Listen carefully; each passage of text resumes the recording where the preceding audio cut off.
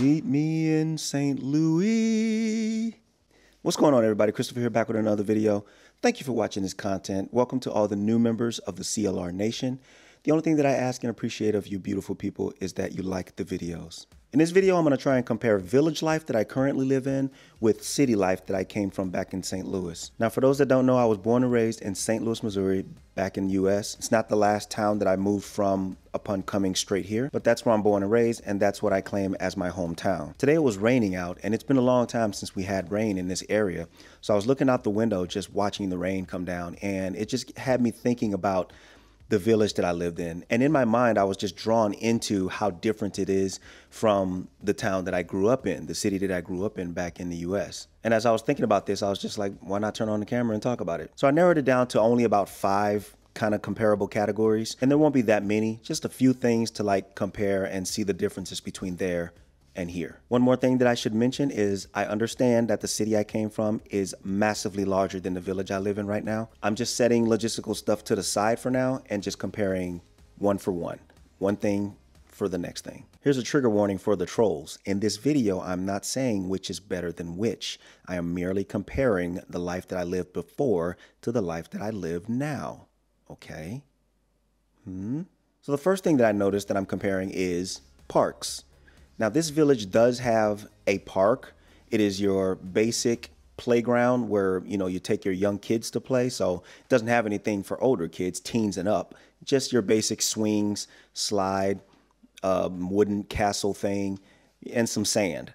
Very basic. So since St. Louis is so much bigger than the village I live in now, there's a massive number of parks that you can visit. But one in particular I'm going to bring up is Forest Park. This is a major park in downtown St. Louis. It's where lots of things occur, concerts. They throw up carnivals sometimes. This is where people hang out in the evening times, playing music, barbecuing, and things like that. There's a few museums located inside the park. There's picnic areas, there's walking trails. There's massive amount of trees. You can compare it to like a scaled down version of Central Park in New York City, if you've seen that on television. And this is one of the parks I kind of miss going to. I miss just having it there because it's quiet most of the time and you can just go there and escape from kind of the busy life. Just go chill at the park. The second difference I kind of noticed is like daily attractions. Now, to give some examples of what I mean by daily attractions, in St. Louis, there's things happening like museums. There's this thing called the Science Center. There's the Magic House. There's this area called Lafayette Square. There's just a lot of things that you're able to do on any given day right there in the city. That's way different than the very small village that I live in right now. I understand Germany does have bigger cities that have these things, but in that right there is kind of the way that it differs. I had all this stuff in the same city that I lived before. Now I don't. So really quick, the Science Center is just like a place of science. I mean, you can go see dinosaur exhibits. I'm hearing they now have like VR stuff, new game areas. It teaches astrology and all kinds of sciences, right? And you can just go do this on any given day. Same with the Magic House. This place is catered more towards young kids, but it gives you a chance to get away from just taking them to swing parks and slide parks and taking them to a place where they can actually be a little more interactive and they can actually be with other kids. I don't know what they're doing during these distancing times, but it's a place where you can take your young children and just give them a moment to go get out some energy and keep them occupied. They can have birthday parties, all kinds of stuff. Lafayette Square reminds me of a European neighborhood. It's very old and it's one of the oldest in St. Louis, if I'm not mistaken. You can take a tour through this area and learn about the history of it and how it became to be and kind of just walk through it, get some history, see some old buildings that still look pretty good. It's a good time waster. So that's what I meant by daily attractions, and that's my number 2. Moving on to number 3, and you knew it was coming, St. Louis food. Now, I'm not talking about all the food. There's plenty of restaurants and stuff where you can go have your wholesome meals and stuff like that. I'm more so talking about getting a on-the-go, fast food, maybe even gotten drunk kind of fix. I'm talking about that kind of food. And in St. Louis, there's 2 particular fast food restaurants that I'll never see here. One is called Emo's. It's a pizza joint. And what they do is they make their pizza not with mozzarella, but they make it with a cheese called Provel. provolone is what I think it is. And this pizza is unique. It's not like any other pizza you'll ever know, because I don't know any other place that makes pizza like this. The crust is really thin, so it's like a really thin, crispy, crackery type crust.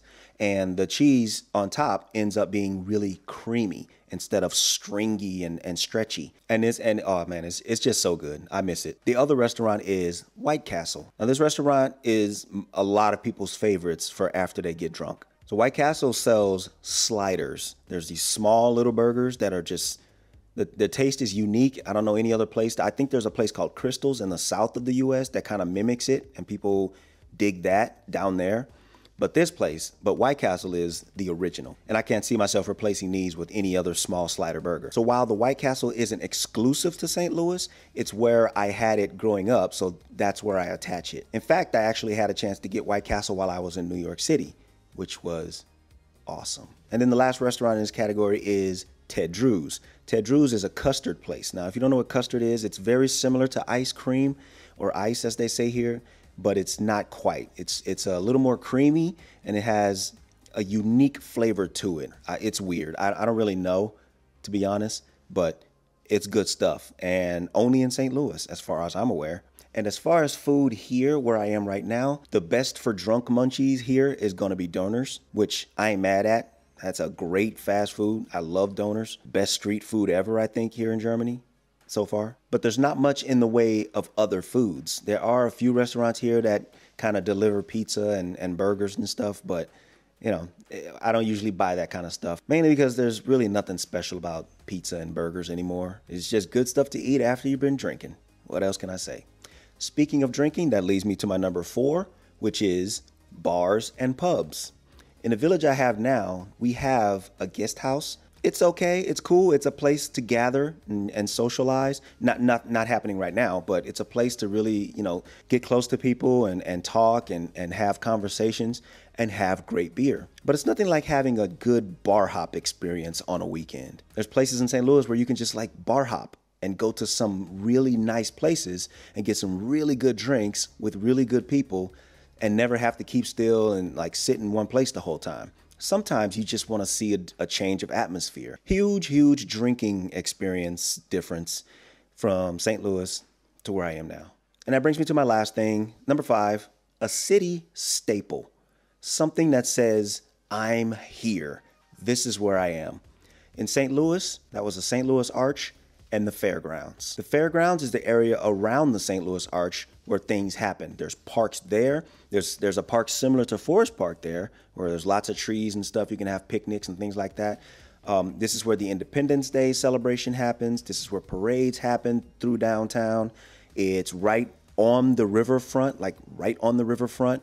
So things happen on the riverfront. They have like car shows, and there's boats, gambling boats, and different other kind of boats, video game boats and restaurant boats.